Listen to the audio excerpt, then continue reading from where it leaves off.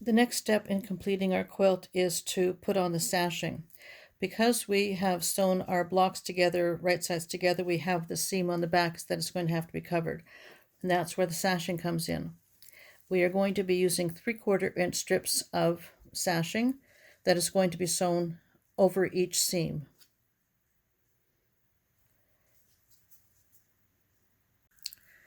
Your fabric and thread key is going to tell you how much sashing you need to complete your whole quilt.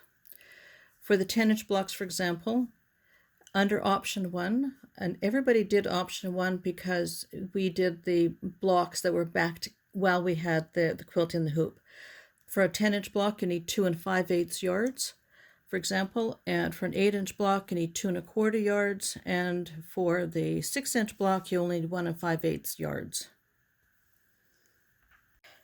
When you're cutting your fabric for the backing of your blocks, you probably have pieces of fabric left over. If you are using the same fabric as your backing for your sashing, I'm going to show you how you can use up that fabric instead of having leftover scraps.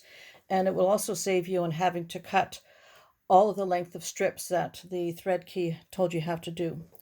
First of all, on your trimmer by George, you may not have noticed that there's a line here at 1.5 inches that says sashing, and at 2.5 it says binding. So this is going to tell you or remind you that we are going to be cutting our fabric at 1.5 inches for the sashing. When I'm going to be doing a lot of trimming of the same size, I like to put a piece of tape at the line to remind me where I'm going to go. Some people will put it right on the line, but I prefer to have it a bit off so I can still actually see the line. So all of these fabric pieces that are left over from your backing, we're going to cut into 1.5 inch strips. Now just make sure that you are cutting the same length as your block rather than this other length, for example. And you will find out why that's very important, just to keep them the same size.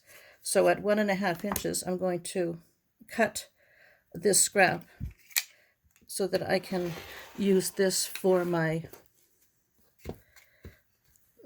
this blade needs to be changed, obviously.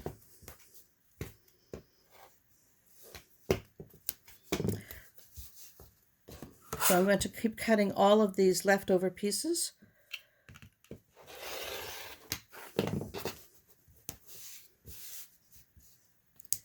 And when we have all of these cut, joining the pieces together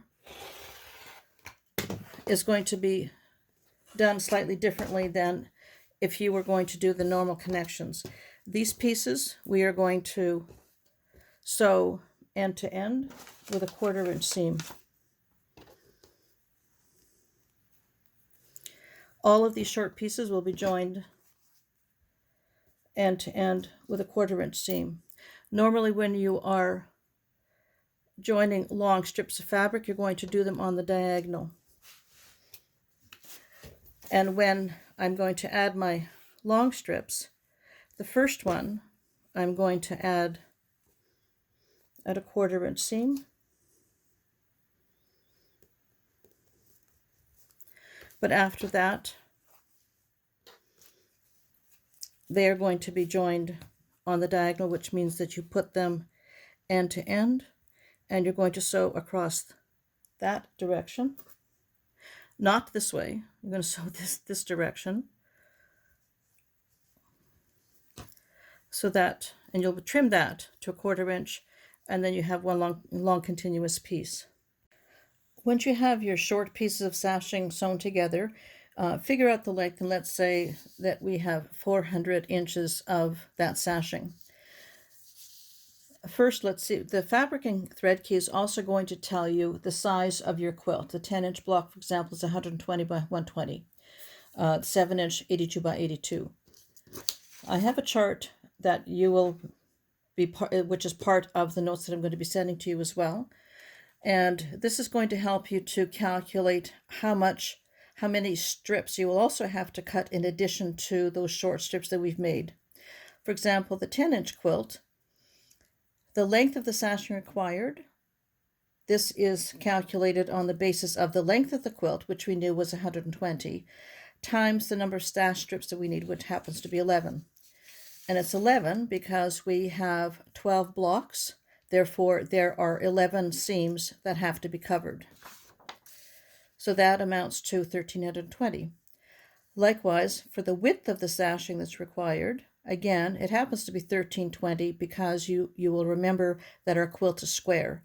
And again, the width of the quilt times the number of sashing strips, which happens to be 11.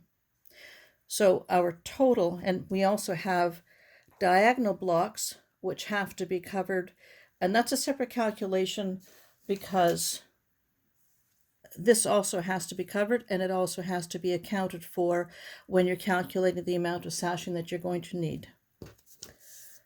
So in this example, let's say that my short strips amounted to 400 inches, so that means I'm going to need 2,352 inches.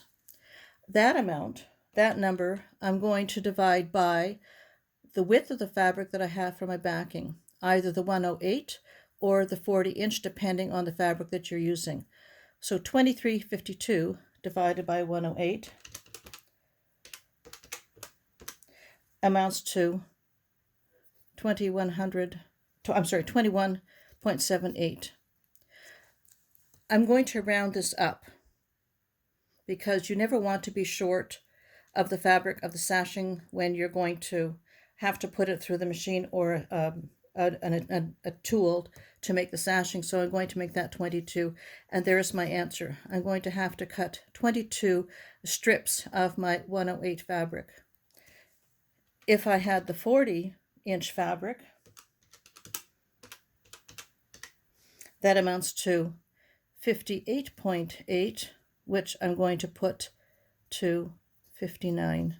But it's very close, so I might actually put that up to 60 instead, just so that I don't have to go back and add another piece. To turn these strips of fabric into the binding, which is supposed to look like this, the easiest way is to use one of these binding tools, and this is a number 18, which happens to be 3/4 of an inch. The fabric is fed into it.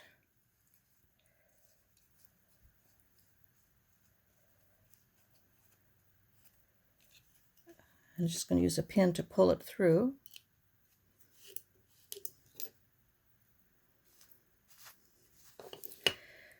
And you can see as I'm pulling the tool along the fabric, it's actually creating that double fold that we're looking for. And as it's coming through, you're going to be ironing this flat. And I found that the easiest way to deal with all this length, because you have a tremendous length of fabric of sashing, is that I just simply drop all of it into a bag. And as I'm pulling it out, it falls into there very tidily, instead of having to try to wind it around cones or something like that to be able to control it. If you have all of your sashing sewn together, when you come to class the next time, I have an automatic binding machine, which I can run your fabric through for you, so that it's going to save you. This will take me about 15 minutes to do your whole length, compared to you spending hours to do it by hand this way.